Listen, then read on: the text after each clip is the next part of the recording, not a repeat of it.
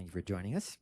Here to present to us, the title of the talk is, I forgot. Here we go. Don't got you. Got you. It's Into the Dragon's Den with Jacob Salassi and Michele Freschi. I'll hand it off to you guys. Hello, everyone. Welcome. Thank you for coming to our talk about taking your SaaS company into China. We know it's not something a lot of teams have experience doing. We didn't have any experience doing it when we started, and so we wanted to share, what little knowledge we have on this topic. And we'll start talking about the risk that China introduced, and then we'll talk about what we can do about them, and finally wrap it up with some high-level best practices. Yeah. All right. So now some intros, which we debated doing it all, but my name's Jacob. I spent the last 5 years working at a major SaaS database company leading product security with my good friend Michele here. I'm no longer with the company. My opinions are my own. These scenarios are fictitious and representative. What I like to do is solve problems with my friends. I'm actually not too picky about what kind it is. Security ones are fun because they're hard. And most importantly, I eat Taco Bell. I'm not ashamed, even though Michele, for the entire course of our over 10-year relationship, has sought to make me ashamed of that. Yes, I'm Italian. That's what good friends do to other friends. So that's how it goes. I spent my last 5 years leading incident response detection and the red team, major SaaS company. Also, my opinions are my own. The scenario is a military representative. I like to solve security problems. I really like crafts and creating tools. Cool. And then now moving on, like just before I start doing the talk, some disclaimers, right? Operating in any foreign country, it presents like complex legal challenges. We're not lawyers. This is not legal advice. We're operating in America, right? So our opinions and assumptions are shaped by it.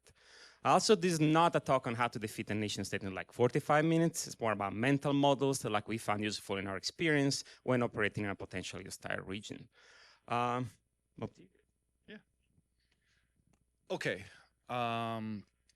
So, if you take a look outside, every country, every world power is locked in a battle for sovereignty. And I guess like the timing of this talk is pretty good because you can see it's not one country, it's every country. They want to control their own destiny like you do. So I don't think it's necessarily bad. Like countries want to do that. And each country has a unique set of strategies. So very topically, the US is currently using to exert its will over global trade. Russia, for example, exerts its will over Europe through the gas trade. And as you'll learn today, China also has a very comprehensive plan to dominate global trade and to be a sovereign nation. We're not here to make any claims that one's better than the other. We're not here to pass judgment. Really probably not a good idea to do that anyway. It's important to realize they're all playing the same game, and most of us are just pawns in a much bigger scheme that's played out by our governments and leadership. So first, why don't we talk about some risks? So first, culture matters, right? China's not the US, we're not France, culture's different everywhere. So something that businesses in the US struggle to understand is that they don't expect institutionalized corporate espionage to happen. They're not thinking about that. In fact, they're not thinking very much at all. US companies are typically thinking 1 quarter at a time, and our government is usually only thinking 4 years at a time. In contrast, China is thinking, planning, and most importantly, executing, because the only thing that matters is execution, tens and hundreds of years at a time. And so it matters because when it comes to global dominance, China has a strategic long-term plan and an entire ecosystem that powers it. That's really difficult to achieve when you change plans every quarter or every 4 years. So these plans are infinitely patient, they're intentional, and they can easily outperform democracies that are slow to reach consensus. So a big part of that plan is named Made in China 2025. And I would suggest don't think of it as a mere espionage program. That's not doing it nearly enough justice. It's an entire operating system designed to facilitate knowledge transfer. So espionage and spying, as I mentioned before, it's not unique to China, but technology acquisition is a major part of the strategic plans that China has, or rather the Chinese government has for sovereignty. So Made in China lists 10 domestic industries in which China seeks to significantly reduce its reliance on foreign-produced technology. Does that sound familiar? Like, is another country trying to reduce its dependency on foreign-produced technology right now? Interesting. And they want 70% of those components for these projects in China, coming from China. So we can see that IT is targeted, along with medicine, transportation, a bunch of other ones. Could you raise your hand if you do not work in one of these sectors? Good you came to this talk then, huh? Yeah. So, you should assume that your industries are probably targeted because it's like right there. It's not a secret. It's a highly publicized plan, strategic plan. So how does it work? Well, like every good plan, you just have like 4 steps to profit. So it's introduce, understand, assimilate, and re-innovate. So you're going to be encouraged to enter the Chinese market. The Chinese government in that market is going to become a dependency for you. The Chinese businesses and the Chinese state will, as a result, become a major part of your supply chain. And then the state is going to use those dependencies as leverage. Potentially leverage to acquire your technologies, potentially leverage to influence your global decision-making. And like a real simple, basic example of this is, and we've seen this historically, demand to inspect your source code for security or strong suggestions that you adopt or remove certain controls. And, the motivation makes sense. Like we said before, China, and nobody wants to be in a position where an enemy can cut off critical technology supplies. And so I just reflect one more time, like it's good to have goals and it's good to have plans and it's good to have the ability to execute on them. And the Chinese government has all of that. So we talked a little bit at high level what the strategies and goals are, right? But now let's talk about what does this look like in practice if you're a foreign business in China, right? And for starters, the Chinese government will require you to form a joint ventures with Chinese companies before you get market access. These companies are called operating partners, and we'll encounter them a few more times in this talk. These companies are often tied with defense and security services, and they are one of the many vectors used by the Chinese government to gain access to foreign proprietary information and technology. So now you pick your operating partner, and then what happens? Well, once you've done that, then you're potentially inside of China and you're providing multiple opportunities for the Chinese state and government to probe and map your product infrastructure. So great. And you can assume that any of the data or knowledge transferred is going to be exploited, and that it won't just be exploited against what you have in China, but it is more importantly going to be used to target your operations outside of China. And so congratulations, like your infrastructure is now targeted. And so I just want to reiterate one more time, like it's bigger than you. China wants to be to data what Saudi Arabia is to oil. Like just watched a video 2 days ago about this statement. So it's like a huge, massive investment. And so when you think about acquiring oil, we think about, governments and businesses being willing to use all the tools, whatever they are, as a weapon or as a, enabler to doing so. And, law is a weapon. So laws are interpreted to best suit the Chinese government's goals, and interpretation is going to vary over time. This is probably like the number one thing. And what that means is that complying with frequently changing Chinese laws and remaining in compliance with US law makes you vulnerable to sanction. So a concrete example of this, the US Cloud Act and China's data security law require data disclosure for law enforcement or intelligence when legally requested, and most importantly, regardless of the data's geographical location. Oh, it sounds okay. But Article 36 of Chinese law states that business operators in China cannot provide foreign data to foreign law enforcement without Chinese government approval. So you're a US company, who are you going to listen to? What are you going to do? That's no longer like a trivial decision. And so I really like this quote. This ambiguity is the point. It's so that you're supposed to be out of compliance, and not so they can shut you down, but so that you can figure out the direction they want you to go without having to be told and then go in that direction. So how many here have worked in a regulated environment in the US or elsewhere? Okay, we got a couple. So, and that interpreting regulations is squishy, right? Like it's how well you sell it, who your auditor is. But imagine a scenario and that's like no one's too sad about that. You think about the win. But there's another scenario where your operating partner is advising you on how to best meet Chinese regulations, and you learn that it's really squishy. For example, you might hear that not everything you use for security has to be MLPS certified, and that you can get away with, most of them being that way, right? Like, I think the question is would you take the same chance with a regulator in the US as you would in China? And what I would say is you probably wouldn't, because there's a whole system that's designed to put you into that position. So it's not about fines, it's about coercion. In the US, you can pay money and move on with your life. In other countries, it's a window for coercion. What I'll also say is geopolitics is a weapon, and timing is everything. And like, it's a bad time, and it's been a bad time when you think about US-China relations are really not in a great state. Michele.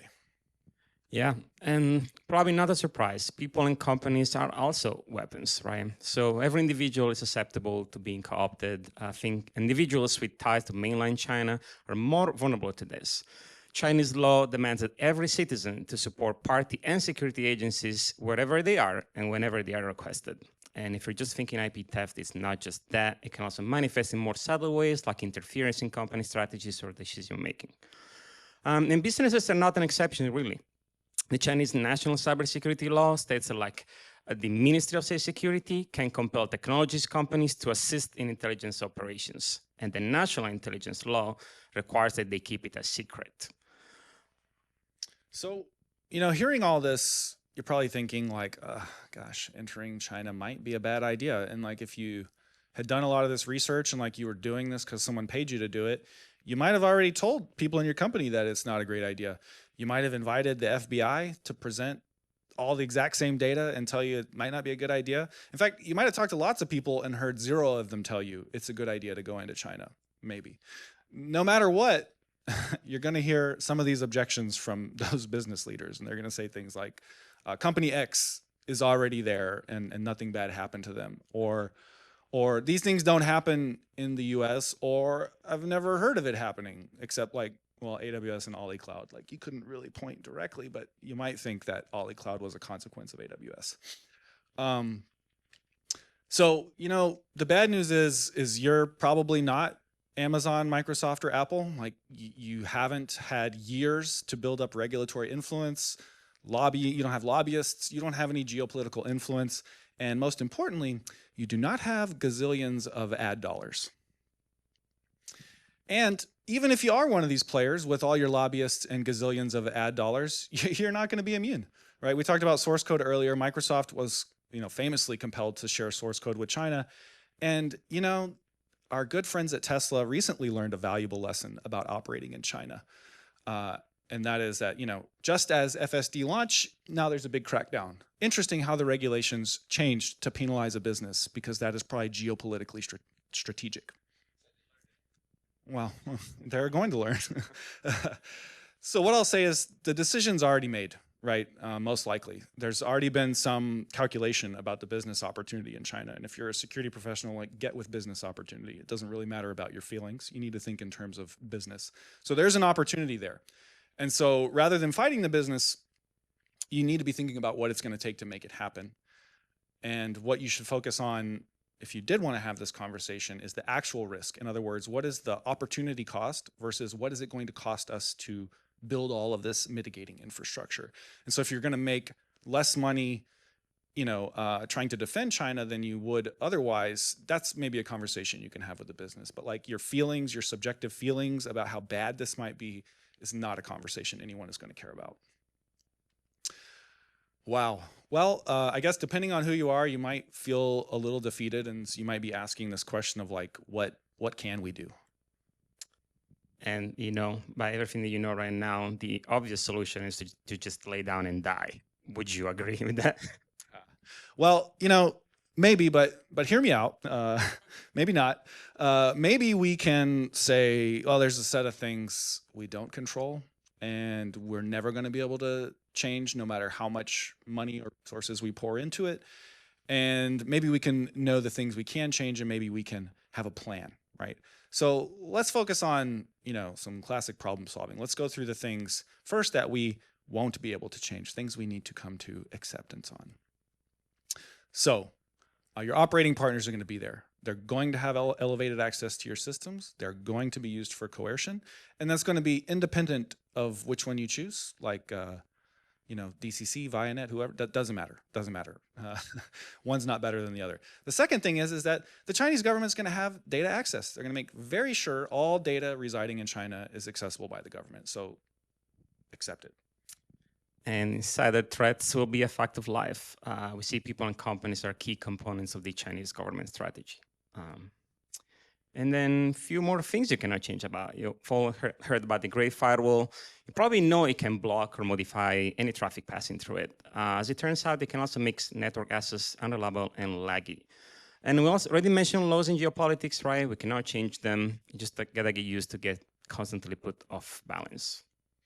And the other thing you can't escape is being probed and mapped while you're operating in China. Those operations, again, are going to be targeted for knowledge of global operations. They're going to be targeted to tunnel into global operations. Your decision-making is going to be influenced. And I think like a simple metaphor, if you've seen the movie, is like you're going to be the star of your own Truman Show. Okay, so that's sad. All that stuff we can't change. We can see the area of sadness, only sadness there. So then let's think about things that could make us happy. What can we change? And it's not just 4, but these are the 4 we're going to tell you about, and the 4 we thought were representative. So it's your architecture, it's your operations, it's your insider risk, and it's travel planning. And what we'll start with is architecture. So we found it useful to think of entering China like a mission to a remote, icy planet that is hostile toward life as we know it. And when you think about a mission to a planet like that, you think about bringing everything you need for survival with you. You think about first targeting a planet with resources that can sustain you, that's worth exploring. So that's like that risk reward benefit. But you also are going to need to work out like safe and reliable ways to communicate and get supplies. You're probably not going to be able to escape that. But most importantly, if your planet dies and you die with it, the impacts won't really be felt outside. This is a version of sovereignty in that like you are the master of your own destiny. You can go to Mars and die and the world will live on without you. Earth will live on without you. So like, what does it mean? Well, first it means, like I said, you need to bring most, if not all of your dependencies, first and third party with you.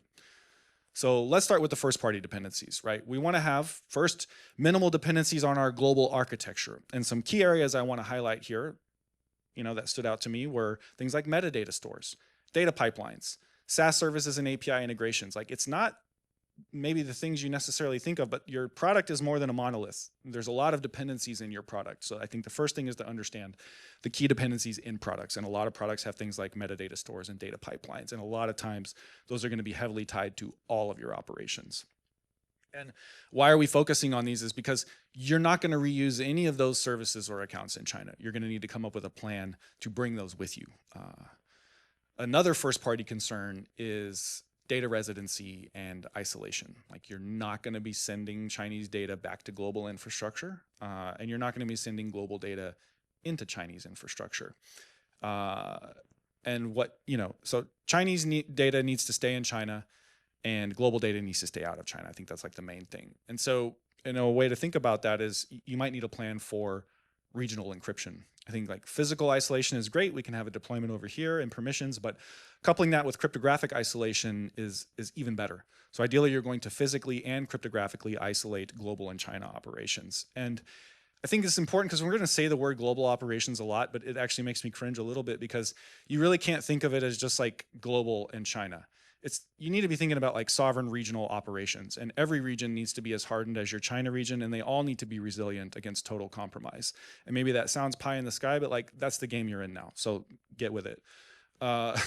Another important thing is to think about segmenting identity, thinking about regional IAM. Like your identities are not going to work across regions, and you're just going to have to figure out how to operate your service in those conditions because again, we do not want to create an opportunity to pivot from one region to another. So what it kind of means is you need a real plan for zero trust, not just for China, but more importantly for everywhere else. So like all those ZT projects that you never prioritized, all the tech debt, that like, oh, we could never do this. Well, figure it out. That's going to have to get done now. So you need fully segmented architectural primitives. Let's talk a little bit about third-party dependencies. You don't want to forget about your SaaS services.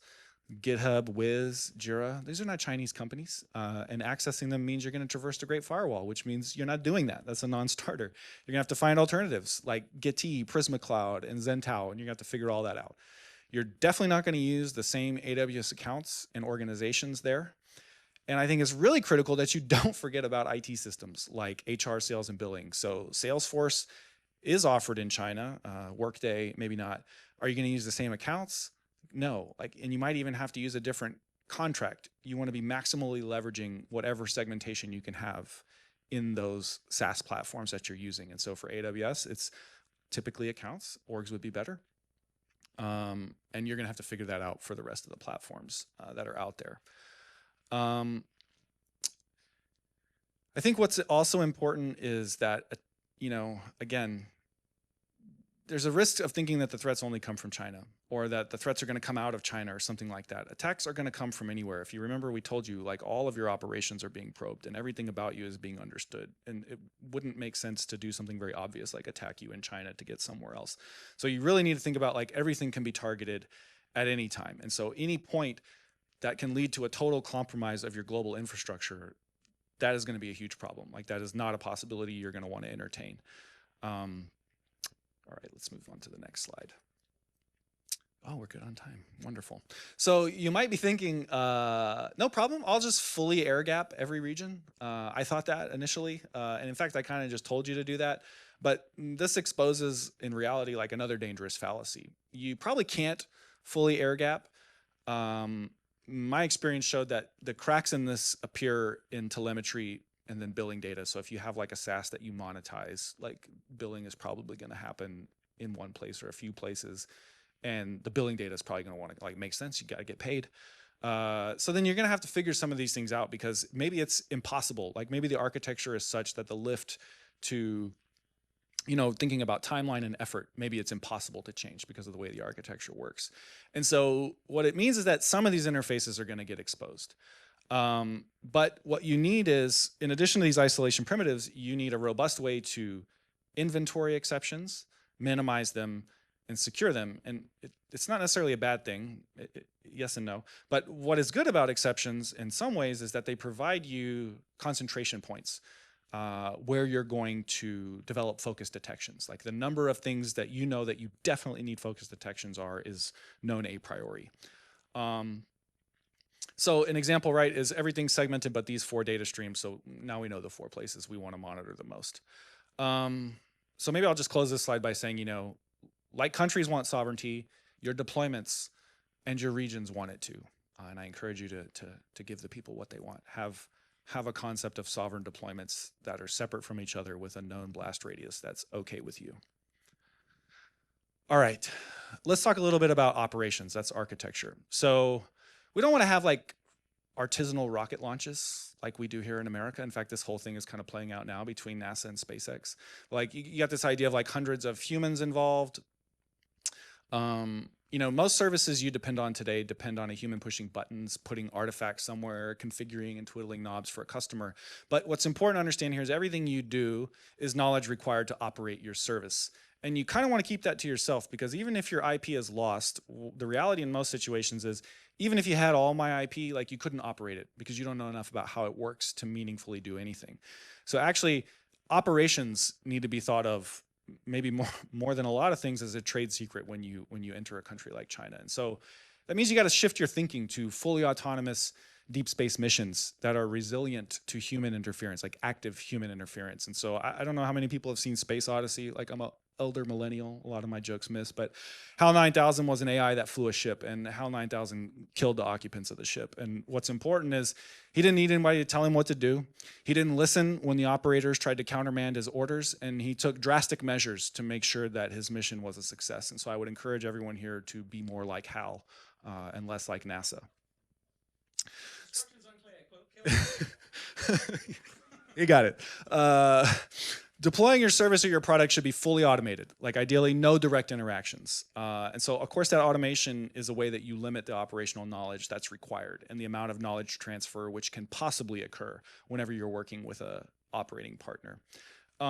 It also has a concentrating effect in the sense that if it's fully automated, that means I don't expect you to manually access anything. And if you did, that would be like a blinking red light versus maybe a model many of you participate in, which is lots of people are involved in a deploy, and manual access is a regular thing. And it's super hard for you now to figure out which of those manual accesses was the bad kind.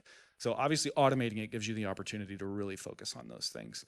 And so maybe like a starting pattern here, as you think about like a storage dead drop in China where I just place deployment artifacts and automation picks that up, rolls it out, and takes care of all those things. It gets pretty deep though. You know, there's a lot of ways deployments can fail, and you're gonna need a plan, and you're gonna need to practice that plan for all of those scenarios. And again, this is to avoid having to transfer knowledge under duress, like, oops, we didn't plan for this type of operational failure during deployment, and now we have to get on the phone with the operating partner and explain everything to them. Like, that would be a version of a failure. However, if your service does fail in China, like, you got to be able to recover it somehow, right? Like, well, okay, so debugging in production happens. What I would say is your posture for touching production needs to be indirect and non-interactive. And so, in other words, like, don't touch it at all. So you want to think about like a predefined set of domain scenarios in a menu. Like, you can't order sushi downstairs. You can just get coffee, popcorn, hot dogs, things you should eat in a movie theater that don't smell bad. So you can't like make that error.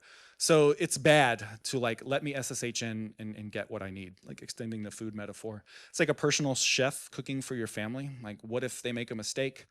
What if a malicious actor becomes that chef? Like, you're very sick or very dead. So better than that might be to like gate and peer review all of the actions and scripts run on a host. So like, okay, we're gonna do a run book, and then we're gonna run this run book. That sounds pretty good, but thinking about some of the things we talk about, like, what if peer reviews subverted by an insider? How many people remember the XZ supply chain attack? Okay, I'm gonna assume all your hands went up real fast. And that is where numerous coordinated actors harassed and coerced a package maintainer so they could slip a backdoor in. So like, think big brain. You know, what if somebody makes a mistake there, either on accident or on purpose? So the best is to think about gathering a predefined set of data from a specific kind of host for a specific kind of scenario. And so like core dumps is something that has been a feature of my life. Like, you don't need a SSH in to fetch your core dumps. Like, you can detect a core has been dumped, you can bring that core off to intermediate storage, and you can provide an isolated environment to interact with that core. And that also gives you a known blast radius where you can focus detections and have high fidelity logging. Okay, let's talk a little bit about secrets and credentials. I think a lot of people think about like scanning for secrets. You want to make sure they don't end up in code, and you want to try to find them quickly when they do leak. So I think what's important is to live in a reality where you leak secrets, and you live in a reality where they're going to be leaked in source code, and you live in a reality where they're going to be stolen and used by threat actors routinely. And so thinking about secret scanning as a primary defense, I think, is a flawed approach. It's like playing Where's Waldo when you just have like seconds to respond to a leak. So I don't want to be searching every single file in data store under duress to find some secret.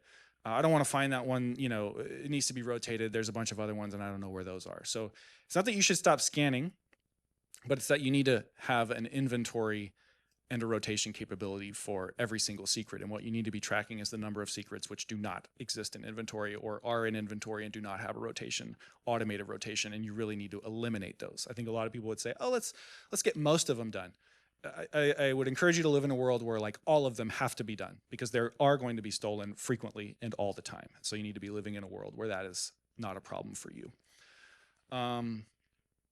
So we talked about architecture, we talked about operations, secrets management. I'm tired of hearing from me. So let's hear from Michele a little bit on insider risks. Okay, I'm sure this won't come as a surprise to anyone, right? We have to talk about anyway. Just to get started, like, how many of you already have an insider threat program? If you can raise your hand. Awesome. Okay, cool. At least what I'm gonna say is not gonna be completely useless. So obviously, I'm not gonna try to attempt to explain how to build a program in 5 minutes, right? I'm instead gonna share some thoughts based on my experience, right, on things that you might find useful if you're going to start your own insider threat program, right? And the first piece of advice that I have for you is that the idea that borrowing resources from the existing threat detection incident response team to bootstrap the program is a recipe for disaster, right? For a variety of reasons. And I'm going to give you a couple, right? The complexity and potential volume of cases when you start looking for insiders can quickly overwhelm your existing resources, right? And likely end up disrupting your day-to-day operations for those teams. On top of that, at the beginning, you're also trying to navigate this intricate landscape of privacy regulations to understand what you can and what you can't do. If you are, by any chance, like a multinational organization that is compounded by all the different legal frameworks that for each country, right? So all to say, really get a dedicated staff, right? You need to build new capabilities, you need to acquire and deploy new tools, you need to establish processes and playbooks, right? And really, let me stress this thing, right? The moment that you start looking, you're gonna find things. And you're not necessarily gonna find the things that you were looking for, right? But you're gonna find them anyway. And then you have to also investigate them anyway, right? And most of them won't necessarily even be malicious, right? Just humans doing silly things and perhaps lying about it after, right?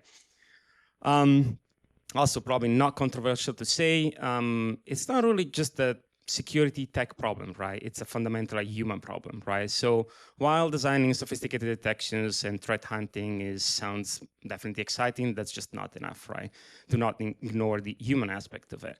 So for example, recruiting of insiders rarely happens on your work laptop, right? It happens on LinkedIn, it happens at technical conferences, and it begins usually with a request for innocuous information, right? And then begs the question, does everyone in your organization know what isn't sensitive information? And does everyone know how to spot the report suspicious activity? And would even report it if they thought it was suspicious, right? It takes time for everyone to pick up the clues and even more time for them to feel comfortable reporting them, right? Perhaps one of the worst mistakes one could do is thinking that only ethnic Chinese employees or foreign citizens born in China are the only ones that you need to worry about, right? Nothing could be further from the truth. There have been several cases of US citizens conducting active espionage for China. So focus on behavior and motivations, not nationality. While you might think you might not be a direct target, it's also good to understand if any of your company customers is, then you might also be a target by proxy. If you are, I guess the good news is that you know where they're headed, right? So it's an opportunity to focus your attention on specific data and systems. And more of this, right? We've stressed several times that the Chinese strategies and plans are very intentional and targeted, right? So we're not facing any opportunistic attackers, right? And we can use that to our advantage, right? So identify what are the likely targets in your company and the access paths that lead to them, and then that will help you focus your efforts. If you have a right team, that really pays off to do this exercise with them and to have them simulate some of these attack paths. And then another thing, we talk about this, it's an ecosystem, right? So there's only so much you can do as a company. So the good news is the FBI has vast resources to counter the specific threat. More good news is that they really want to help you as businesses. So find your local FBI representative and understand how they can help you. And coincidentally, they might be the same person that's gonna call you one day in the future to share some insight or to share some bad news. So it really pays off to have the relationship going at that point. And then TTPs, right? There is plenty of public information out there, so we won't go too much in details. I do, though, personally like the ones that you can find in public court cases. You can see some examples here, fairly easy to find on Google. It can also be referenced in various public US government reports. And so if you're out of ideas, here are some, right? Look at downloads of data from on personal devices. You can look at file sharing in chats and other collaboration platforms. External storage data movement is a good place to look. And then let's not forget about the old classic, right? Have you seen what people send to their personal email from their work email? So yeah, all places to look at. The messaging basic, but they will take plenty of time. Let's talk more about insiders. It's fair to say that insiders can be found anywhere, right? And act for a variety of reasons, right? This is not something that you're going to face only if you enter the Chinese market. What is unique though about having a team in China is that you're certain that any of them is or will become at some point an insider, right? But we still need to work, video chat, exchange files with them every day, right? Just like any other coworker. Just to be clear, this does not make them bad people, right? They're just like us. They're doing the job as best they can. They just have to play by a different set of rules. Sorry. So you have this group of employees, right? They're likely to become hostile at some point, but we need to collaborate with them, ideally without adding too much friction and without leaving the door open to get hacked. Easy, right? So one way to think about it is like the same way that we did for our product, right? These are just collaboration interfaces between individuals. So, but in this case, we're talking about chat, email, wiki, and so on, right? So now the question becomes, how do we secure these interfaces, right? One way could be to use the same platform we use for the rest of the company. And if you're thinking that, then I would ask you, well, when was the last time that you found a secret or token in your chats or wiki? And where was the last time someone shared by mistake sensitive data to the entire company? Depending how you answer those questions, you will kind of get what kind of solution you want to implement, right? But there's also worth remembering that like a part of our defensive strategy is to limit the amount of knowledge that we have to share with that team. So one way to approach this problem is to create a separate instances for all the collaboration platforms, right? To be used only specifically between your global team and the team in China, right? So you have full control, you can funnel the activity ideally to a place where you have complete visibility and can monitor all activity, right? You can limit the damage in case of compromises and mistakes, and also add a little bit of healthy friction in case you want to share data. You really have to think about it, right? Obviously, it's not the only solution. You can also decide to model it at a completely external company, right? And then defend it as you would do in that case, right? So either way, like be mindful that there will be, of course, strugglers, right? And so you cannot afford to just look in those collaboration platforms. So enough with insiders. Let's talk about something more fun, which is traveling, right? This is just a made-up email just to ideally have a laugh or cry, depending, if you're working in incident response. Just to make a point, right? While you're busy architecting, writing detections and updating playbooks and all that, right? Someone has already flown to China, and probably with their work laptop, and all your secret plans are on that laptop, right? And you really don't want that to happen to you. So let's talk a little bit how to avoid it, right? And the first thing we want to do is to put in place some checkpoints, right? Like we want to, better yet, an approval process, really. So basically, you want to know when someone is planning to travel to a high-risk regions, right, for work and get notified ahead of time. And I'm sure none of you are looking forward to reviewing and updating the company travel policy, but it really kind of pays off in this case. And once that is done, we can move to the more exciting and frustrating issues of deciding what can people bring with them when traveling for work, right? The answer really depends on your company culture, how much influence your team has. But what I would suggest is to agree on the first key assumption, which is like any data, credential, token, cookie, open sessions on any device that you bring with you, and potentially any system that you're allowed to access while traveling can and will be compromised. If it sounds too extreme, give me an opportunity to convince you, because I'm not really talking about spy stuff or sophisticated attacks, right? I'm talking about something definitely more boring. And so let's paint a picture, right? You're crossing an international border and you're stopped by officials, and you're told you're being selected for a security inspections. They're going to walk into a very small room, no windows, and in there you're being requested to unlock your work laptop and your phone. And maybe you're being asked to log into your company Okta. So now ask yourself, are you going to refuse? Are you going to refuse? No. Okay, so if you're like Jacob, then you should think about how you're gonna sort of like protect you against that type of scenario, right? And if you have some sort of like password management application, have a similar concept of travel mode, right, where they had specific set of credentials, right? So you want something similar to that, which is like you want to reduce and completely understand the blast radius in case that scenario becomes a reality. And you also want to make sure that your company security does not depend on one person refusing to unlock their devices under duress. So how do we build it, right? We sort of like start with our packing list. We define what devices we can bring while traveling and what system applications are allowed and the restrictions and permissions on them. And we finally design the procedure to turn this mode on and off. So with the devices, of course, less is more, right? And then, so that means less credentials, less secrets and cookies to worry about. It's not just the number, it's also the quality, right? For a work laptop, like it's probably the worst possible choice. They're packed with like years of sensitive data and credentials over the years, so not great. Burner laptops, probably better. Chromebooks, even better, and they're also much cheaper. And then leads to application, right? Again, less is more. You want to restrict and have a very aggressive profile while traveling. And then really the most important thing when you enable this travel mode on and off, like you really need to make sure that like whatever you define in your packing list is exactly what you're bringing. So if you decided, for example, a specific application is not allowed, then you should make sure that all those open sessions on all devices are being destroyed first. Right? So you don't want anything that like you don't know about being brought while traveling. In the same way on the way back, right? Before traveling, so after you come back, you want to ensure that like all credentials on the device in any form or shape has been created, like you have destroyed them, right? Before you lift all the restrictions for travel. So think about sort of like a decontamination steps, right? And so in many ways it's not really different than considering that account compromised and acting accordingly. So finally, so we talk about a bunch of things, right? We want to wrap it up with some high-level concept. Hopefully you're all Severance fans, or depictions won't make much sense otherwise. One complicated topic, we won't be able to cover it in full, right? Is like we talked at length how to defend your global infrastructure and operations against insiders and attacks coming from China. But the truth is you also have to defend your Chinese infrastructure, right? And so there are many considerations. I think the things I want to share with you, because I struggle with these sections, like what can I say that is widely applicable? Well, the first thing is like most of your security tools that you're using today won't be available to use in China, right? They require a special license. So you have to pick different ones anyway.